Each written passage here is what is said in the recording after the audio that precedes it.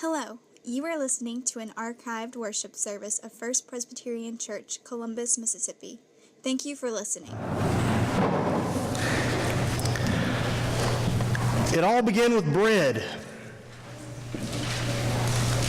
It couldn't have been simpler.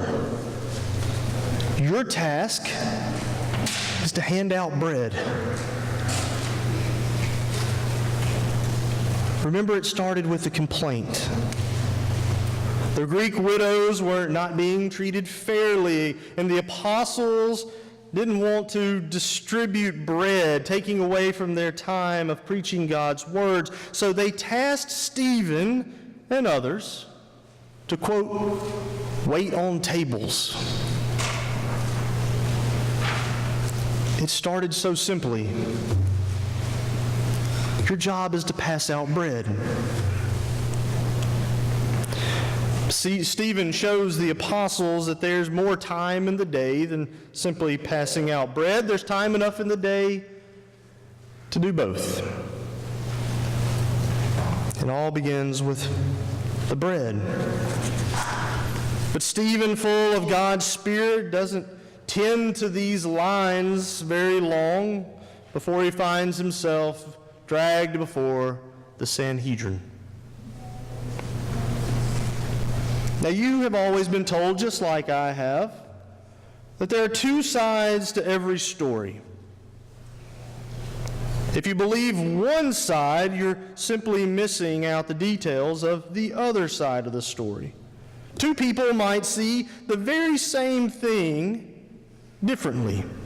In fact, two different points of view might vary so greatly that it would be hard to believe that the witnesses were describing the same event.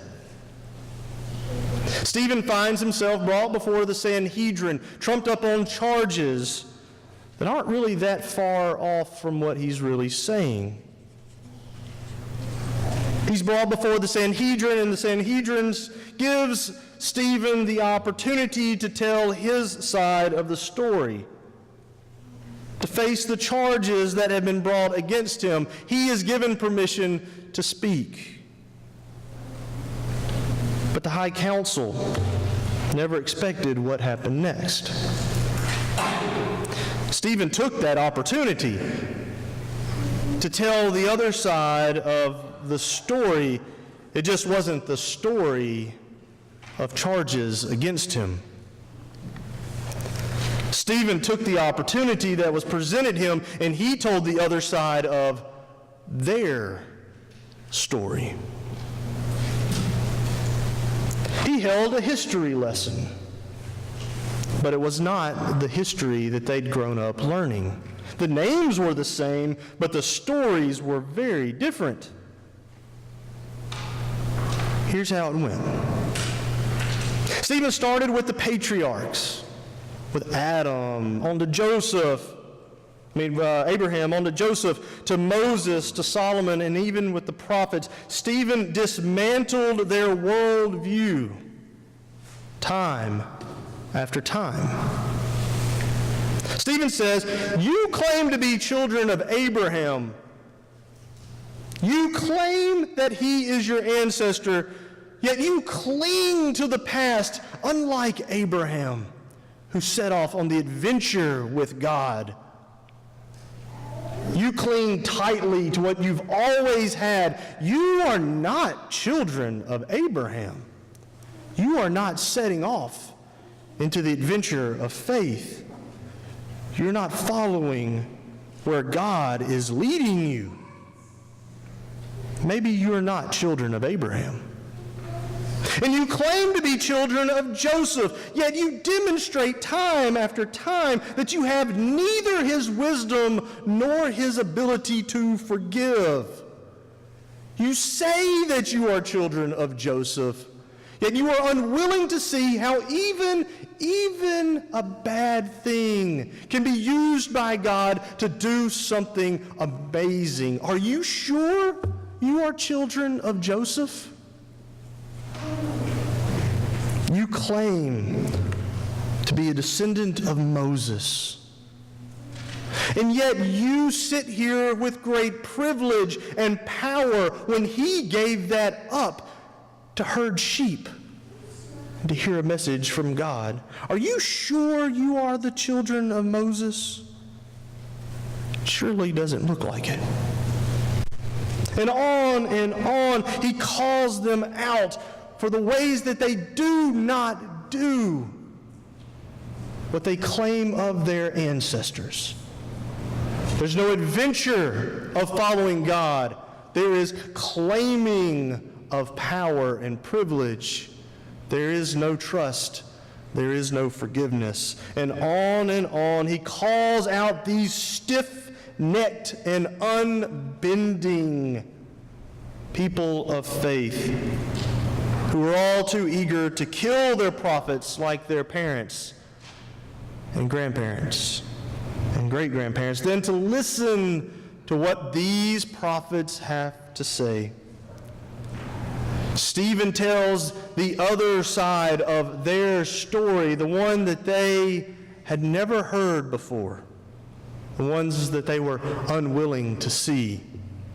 Stephen holds up a mirror, one that is finally undistorted by self-flattery and self-comfort, the mirror that the Pharisees, the Sadducees, those who made up the highest council of the temple had grown accustomed to. He showed them the warts and the wrinkles. He showed them the truth.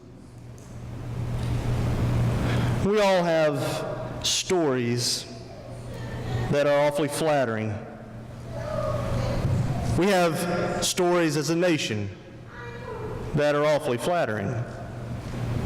We have stories as families that are awfully flattering. We have stories as churches that are flattering. How would we deal if someone came up to us and said, "Let me tell you the other side of that story"? So my family story is, on both my mother and father's side of the family, my family story is that there was cheap land in Mississippi, moved there from South Carolina. Relocate your families for pennies an acre. This new state is about to be founded. 200 years ago, as we celebrate the founding of Mississippi, and as my family tells the story of hard work and farmland and plenty, we forget. The other side of the story is the Treaty of Dancing Rabbit, and people relocated so that my family could move here. It's a little less flattering. It's a little harder to swallow.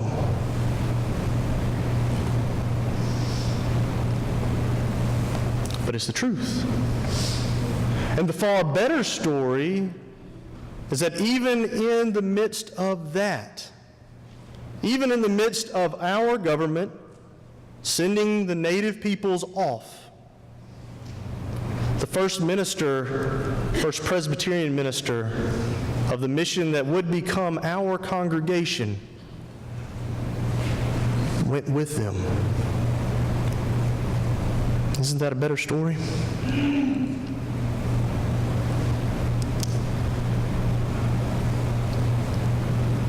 We have a story as a church, a beautiful place that I go to every year, the place that I feel closest to God for decades now, the beautiful mountain retreat of the Presbyterian Church.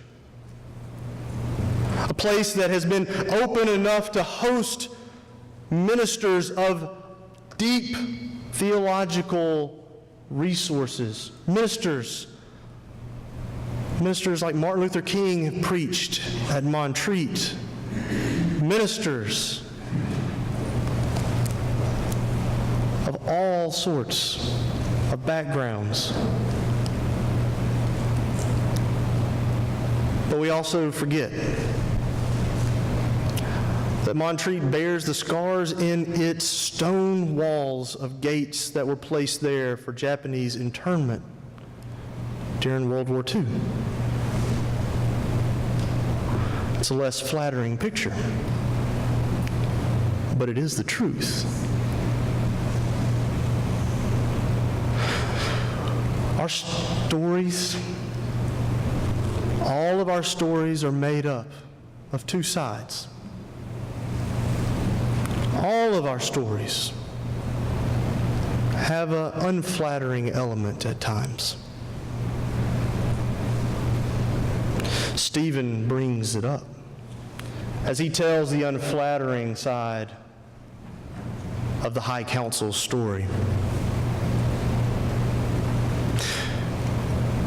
The Presbyterian Scottish minister William Barclay comments that a speech like this, a sermon like this, can only have one end. Stephen has courted death, and death came. The Sanhedrin had heard enough. Stephen becomes the first martyr of the church. He is the first to die, but he is far from the last.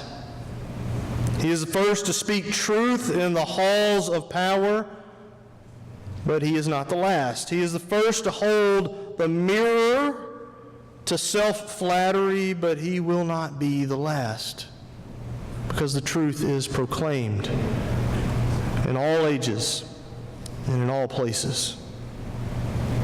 We have our own stories of flattery that needs Stephen's mirror. Other sides of the story that are more true than we like to admit, or we allow ourselves to question.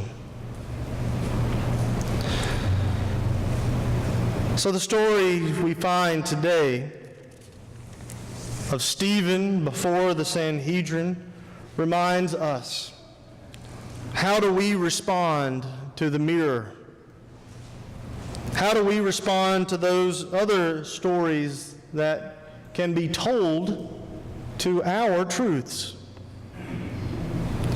We stand with stones all around us that could be picked up at any moment. Do we throw them? Do we chase off the truth seeker, or bloody them till they quit talking? Do we seek out to silence their stories, preferring to live with the false narrative because we are comfortable?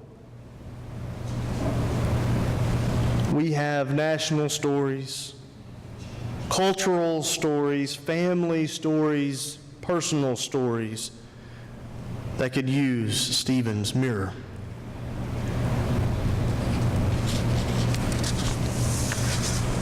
Or should we tell Stephen to go back to the breadline? That would certainly be safer. That would certainly be easier. But that would not honor Christ's bread broken. The gospel of self-flattery and comfort would only sour in our mouths, and it can offer no salvation. That gospel offers no forgiveness, and that gospel offers no life, only death. Stephen can no more go back to the breadlines than we can. We too must confront our own mirrors, reconciling with a truth that we may not want to see or even admit to. And we too are called to boldly step into those places where the truth must be told, even at great cost. Even in the face of our own destruction, of our own harm, we are to witness as well. We are in the line of Stephen. The early church writer Ambrose noticed something really special about Stephen's vision of God, and something I want to close with today. You know, often when we picture Jesus in our minds, in our hearts, we too often picture Jesus sitting at the right hand of God, because that's what our creeds continually remind us is his place of judgment of the quick and the dead. But that's not where Stephen sees Christ. Christ is standing to help, as Ambrose concludes, standing as our advocate, standing as our safety, standing as our strength and shield, no longer seated, but coming to Stephen in those places where he holds up the mirror to power and strength. The place where he stands to tell the truth, Christ stands with him as he witnesses before the fury of stone wielders. Christ will stand with us as we step out of those comfortable and flattering places to do the hard things of faith, as we seek out the truth together, as we seek to proclaim the truth even in our own lives. And just like Stephen, today it begins with bread. The bread that is prepared at this table strengthens us that we may strengthen the world. The bread at this table will be broken today as Christ's body is broken for us, that we need not fear when our body is broken, when we are bloodied by those who wield stones, when we are broken looking into the mirror that is unflattering, and know that God has sustained us, loves us, prepares a place at a table for us, and welcomes us home. Friends, it all started with bread for Stephen. And today, it will begin again with bread for us. Amen and amen.